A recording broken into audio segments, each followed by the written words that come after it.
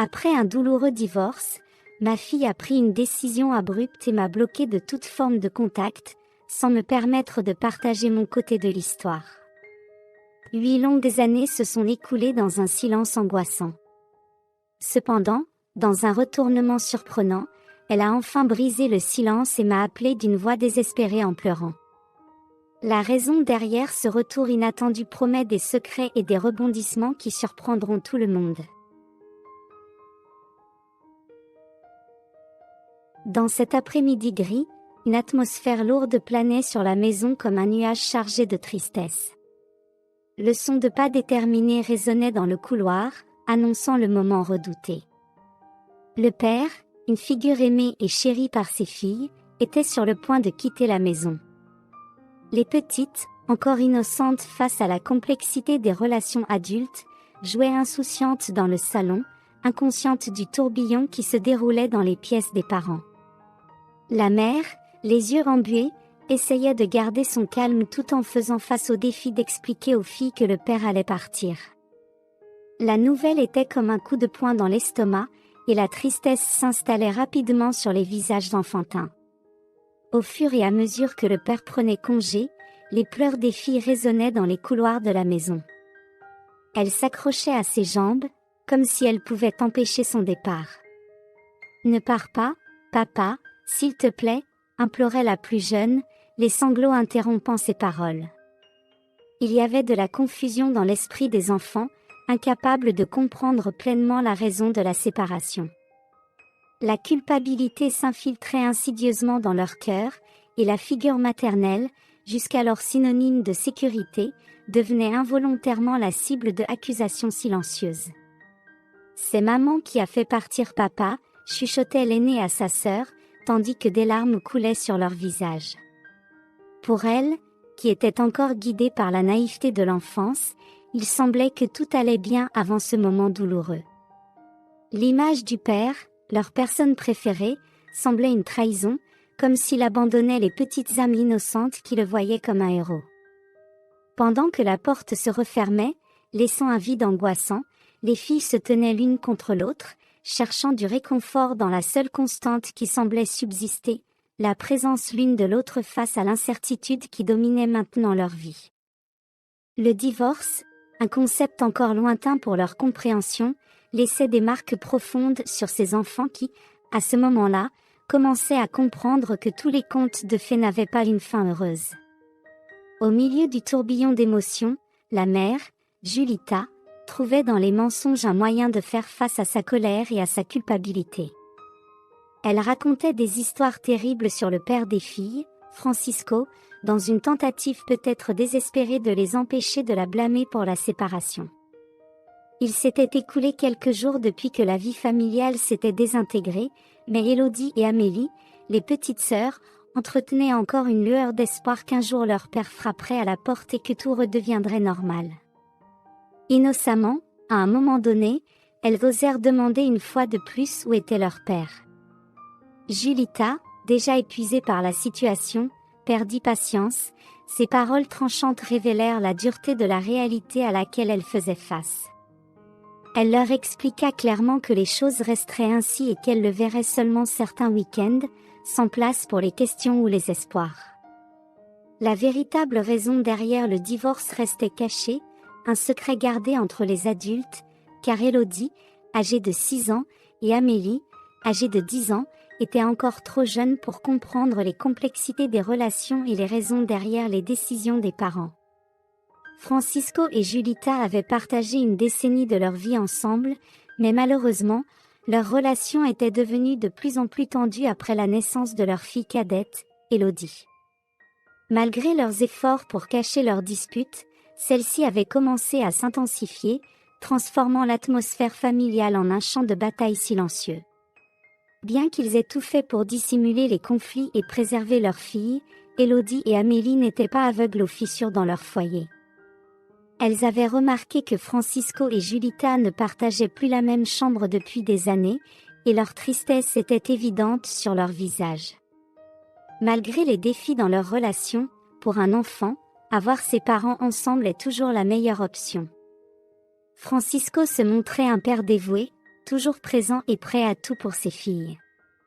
Julita, de la même manière, sacrifiait des heures de son jour pour travailler, cherchant à offrir le meilleur à la famille. Tous deux, d'une manière ou d'une autre, étaient des exemples d'amour et d'efforts parentaux. L'impression était que, au fil des ans, les tensions s'étaient accumulées de manière insoutenable.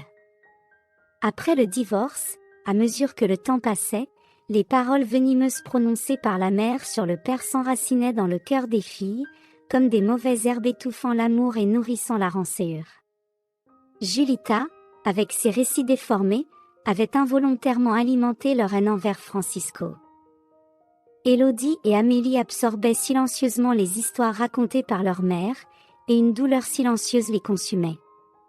Elles craignaient de dire quelque chose, pensant au poids de la souffrance de leur mère, gardant leurs angoisses profondément enfouies en elles. Même lorsqu'elles essayaient de s'adapter à la nouvelle réalité, une solitude douloureuse et le sentiment d'être à la dérive remplissaient leur journée. Le manque de soutien et le besoin de se replier sur leurs propres mondes émotionnels sont devenus des compagnons constants dans ce voyage tumultueux de reconstruction familiale. Au fil du temps, le ressentiment des deux filles envers Francisco grandissait. Leur perception était que leur père avait abandonné la famille, en raison de ses désirs égoïstes de vivre sa propre vie, comme le répétait Julita. Chaque rencontre avec Francisco devenait une situation délicate, et les filles ne pouvaient pas cacher leur colère, le laissant profondément attristé. Francisco, désireux d'être présent, remarquait le manque de communication de ses filles. Peut-être, par protection, il n'avait pas non plus le courage de s'ouvrir complètement à elles. Cependant, à mesure qu'elles grandissaient, la compréhension de la situation commença à émerger, même si c'était progressivement. C'était un processus lent, de rassemblement d'informations, de réflexion et de réflexion sur le passé. Le père, quant à lui, craignait de s'ouvrir complètement, craignant que ses filles ne sachent pas comment gérer la vérité. Julita, elle aussi hésitante, évitait d'aborder le sujet, craignant le rejet possible de ses propres filles si elles découvraient la réalité derrière le divorce. Ainsi, des années passèrent dans cette dynamique, et Francisco ne trouva jamais le bon moment pour expliquer son point de vue. Après quelques années, un jour marquant, Francisco est apparu avec une petite amie, ce qui a intensifié la haine des filles. Se sentant trahies et confuses, Élodie et Amélie ont bloqué leur père de toutes les manières possibles, refusant tout contact avec lui. C'était la goutte d'eau qui a fait déborder le vase pour elles. À mesure qu'elles grandissaient, la clarté sur la complexité de la situation commença à se révéler, et elles réalisèrent que les choses étaient bien plus compliquées que ce qu'elles imaginaient à l'époque de la séparation. La complication ne se limitait pas aux relations entre les filles et leur père, leur mère, Julita, contribuait également au climat instable au fil des ans. Depuis que Francisco avait entamé une nouvelle relation, Julita avait commencé à ramener régulièrement des petits amis à la maison. Sa vie amoureuse était marquée par des changements constants, créant une insécurité significative pour ses propres filles. Les allers et retours de partenaires créaient un environnement instable, où la seule constante semblait être l'incertitude entourant les relations de Julita. Le temps a avancé, laissant une trace de cicatrices émotionnelles dans la famille. Quelques années se sont écoulées dans cette situation compliquée. Élodie, la plus jeune fille, persistait à maintenir le contact avec son père, Francisco. Elle voulait être là la prochaine fois et cherchait une relation importante après tout ce qui s'était passé. En revanche, la fille aînée, Amélie, a complètement rompu les liens avec lui. Tandis qu'Élodie essayait de reconstruire un lien, la fille aînée a choisi de s'éloigner complètement de son père, s'éloignant des souvenirs douloureux du passé. La dynamique familiale, maintenant fragmentée et façonnée par les choix individuels, reflétait la complexité de faire face aux conséquences d'un divorce difficile. Avec le temps, Amélie, la fille aînée, est devenue une personne froide et triste, plongée dans ses études. Elle évitait de faire confiance aux gens et ne cultivait pas d'amitié. Les difficultés du passé avaient laissé des cicatrices profondes, la poussant à s'éloigner émotionnellement des autres. La solitude était sa compagne constante, et elle cherchait refuge dans les livres, évitant les interactions sociales. Son parcours académique servait de fuite face aux problèmes émotionnels auxquels elle faisait face. Lorsqu'elle a eu 18 ans, elle a reçu la nouvelle excitante qu'elle avait été acceptée à l'université. Son succès académique signifiait non seulement le début d'une nouvelle étape dans sa vie, mais aussi l'opportunité de vivre dans une autre ville pour poursuivre ses études. Tandis qu'Amélie se préparait pour cette nouvelle phase, Francisco, son père, essayait désespérément de la contacter. Il voulait expliquer tout, réparer les erreurs du passé et reconstruire la relation père-fille qui avait été ébranlée par le divorce et les circonstances difficiles qui s'en étaient suivies. Ses efforts étaient vains, car Amélie choisissait d'ignorer ses tentatives de communication, restant ferme dans sa décision de s'éloigner. Alors qu'elle se préparait à déménager pour aller à l'université, Amélie espérait commencer un voyage de découverte et de croissance personnelle. Cependant, quelque chose d'inattendu s'est produit, bouleversant son monde et défiant toutes ses attentes. Ce qui attendait Amélie dans cette nouvelle phase de sa vie, pleine de promesses et d'incertitudes, restait encore à découvrir. Amélie monta au grenier, revisitant l'endroit après de nombreuses années, dans le but de récupérer quelques vieilles valises, comme sa mère le lui avait indiqué.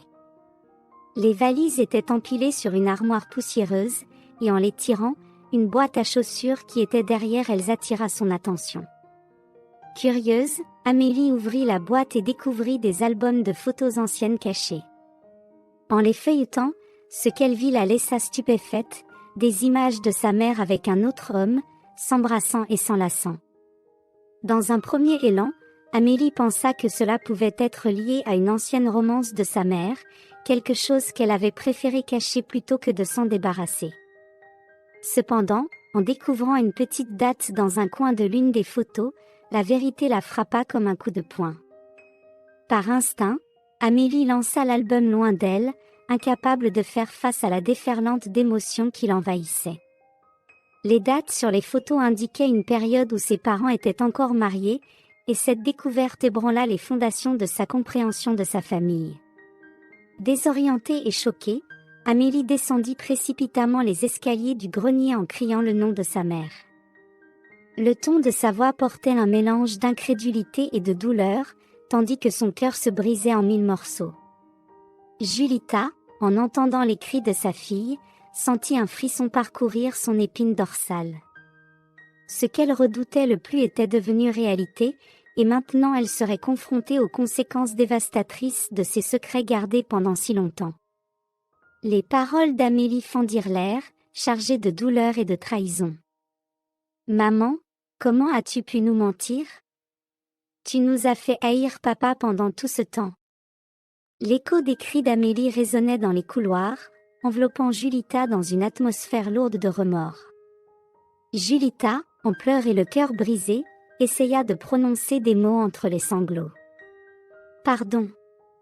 Pardon de cacher la vérité. Je sais que j'ai gravement fauté. » Des larmes coulaient sur son visage alors que l'aveu pesait sur sa conscience, elle était remplie de remords.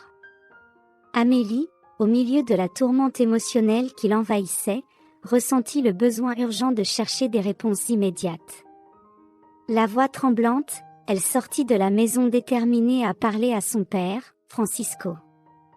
Elle sentait qu'elle l'avait injustement blâmé pendant toutes ces années. Le téléphone tremblait dans ses mains quand elle composa son numéro, et en répondant au milieu des pleurs, elle se confia « Papa, pourquoi avez-vous fait ça? Pourquoi ne nous avez-vous jamais dit la vérité ?» Francisco comprit immédiatement de quoi il s'agissait, et la tristesse dans sa voix résonnait au téléphone tandis qu'il essayait de trouver des mots pour expliquer l'inexplicable. « Ma fille, en tant que père, j'ai essayé de faire de mon mieux pour te protéger, mais je ne crois pas avoir fait ce qu'il fallait. » Les deux conviennent de se rencontrer pour discuter de la situation en personne. Lorsqu'ils se retrouvent, père et fille se serrent dans les bras, malgré toutes les rançures. Amélie, même blessée, souffrait de l'absence de son père.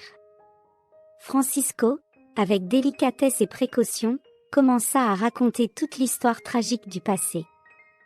Il révéla qu'il avait découvert la trahison de Julita pendant la grossesse d'Élodie. Malgré le choc, il avait choisi de pardonner et de tenter de maintenir la famille unie. Cependant, la situation était devenue insupportable, avec Julita avouant son désamour et son malheur dans le mariage. Julita passait en réalité de longues heures à l'extérieur, avec son amant. La relation extra-conjugale avait perduré jusqu'à ce qu'il la quitte, après sa révélation selon laquelle Élodie pourrait être sa fille. Craignant que ses filles ne souffrent davantage de la trahison de leur mère, Francisco avait enduré la situation pendant des années, maintenant le mariage jusqu'à ce que les filles soient un peu plus matures. Les révélations de Francisco semblaient à Amélie être tirées d'un film surréaliste, presque difficile à croire. Son père se confiait, révélant qu'il se fichait des paroles de Julita sur Élodie et qu'il l'aimait et se battait pour elle comme s'il était son père biologique, indépendamment des incertitudes du passé. La réalité d'un passé marqué par la trahison et les secrets émergeait maintenant, transformant la vie d'Amélie en un puzzle complexe et douloureux. La vérité, bien que douloureuse, devenait une découverte propice à des transformations profondes. Amélie, initialement submergée par la colère et la douleur, se permit le temps nécessaire pour assimiler les informations et accepter la complexité de son histoire. Elle eut des conversations émotionnelles avec soin et patience, et aux côtés de son père, elle commença à parcourir le chemin de la compréhension et du pardon. Ce même jour, Julita, animée par le désir de rédemption et de réparation de son passé, s'adressa à Francisco avec une demande claire et directe, demandant qu'au moins une fois, ils mettent de côté leurs différends pour parler à leur fille de tous les sujets en suspens. Son souhait était de résoudre en profondeur les mensonges du passé, en affrontant les questions qui avaient longtemps été dissimulées entre eux. Face aux révélations qui ébranlaient les structures familiales, les parents, Julita et Francisco, décidèrent de s'unir dans un geste de courage et d'honnêteté pour faire face aux conséquences de leur passé tumultueux. Bien qu'ils ne soient plus ensemble en tant que couple, ils considéraient l'importance de s'unir pour le bien-être émotionnel de leur fille. Ensemble, dans un environnement de respect et de compassion, ils ont partagé la vérité délicate avec Amélie et Élodie. En entendant les paroles sincères de leurs parents, les filles ont été submergées par un mélange d'émotions, mais c'est la réponse d'Élodie qui a profondément touché tout le monde. « Ça m'est égal », a-t-elle dit d'une voix douce mais ferme. « Mon père a toujours été Francisco. » En ce moment de vulnérabilité partagée, des larmes ont coulé sur les visages des parents et des filles. C'était un moment de reconnaissance mutuelle des erreurs du passé, mais aussi d'un sincère désir de guérison et de réconciliation. Julita, avec le poids du remords dans son cœur, a ressenti les conséquences de ses actions avec humilité et détermination. Elle savait que le chemin vers la rédemption serait long, mais elle était prête à le parcourir, étape par étape. Francisco, quant à lui, s'est engagé à être une présence constante dans la vie de ses filles, les soutenant inconditionnellement. Ils ont compris que les choix et les décisions des parents ont le pouvoir de façonner, mais aussi de détruire la vie de leurs enfants pour toujours. Ainsi, au milieu des larmes et des étreintes, la famille a entamé un voyage vers la guérison. Les erreurs des parents, bien qu'elles aient causé des conflits et de la douleur, ont également offert une opportunité de croissance et d'apprentissage pour tous. Ensemble, ils affronteraient les défis à venir, sachant que l'amour et l'union seraient toujours plus forts que les adversités de la vie. Si vous avez aimé l'histoire, je vous prie de bien vouloir laisser un « j'aime » et cette autre vidéo qui apparaît à l'écran maintenant pourrait également vous émouvoir. Je vous souhaite une bonne séance et à la prochaine vidéo.